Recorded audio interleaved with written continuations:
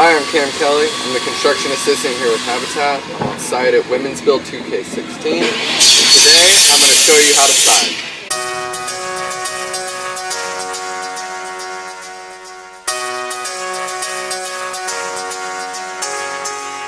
Before siding, it is really important that all of the prep work is done.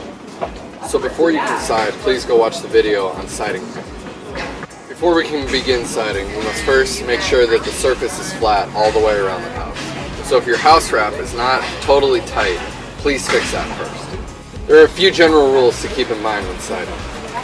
The first is to leave a 1/4 inch space in the corners and lineals for expansion. The second is to have the laps always facing away from the public. And the third is to leave a thumb's width gap between the nailing strips on 2 pieces of siding.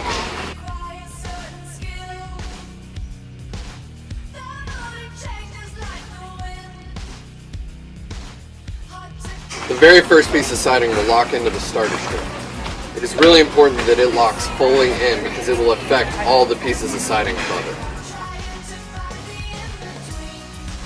When nailing and siding, it is important to find a stud.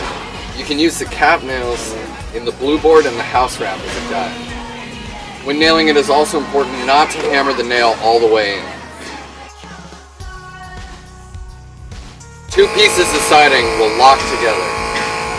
To make sure that it is fully locked in, take a measurement from the bottom of the piece of siding you're putting in to the ridge on the previous piece, and that measurement should fall between 3 7/8 and 4 inches. Do not nail a piece of siding in that does not fall between these measurements because it is not fully locked in. In order to avoid an unsightly siding pattern, we will stagger the lap joints.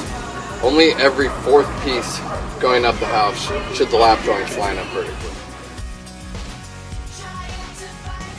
It is important to avoid lap joints above and below windows as they will not have a lot of strength. It is also important to level the pieces of siding as we go, as another way to make sure that they are fully locked in. On both the front and back porch, there will not be starter strength because we need the siding to line up coming around the corner.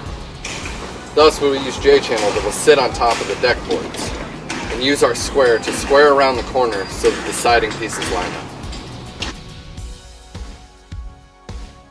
On the gable, use the 5/12 roof pitch jig to make your angled cuts, and be sure to leave room for expansion inside the J-channels.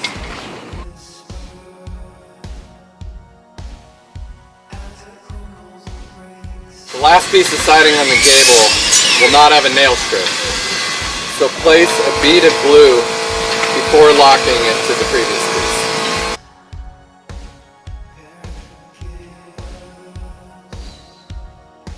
Guys, I appreciate you watching this video on siding, and I will see you next time.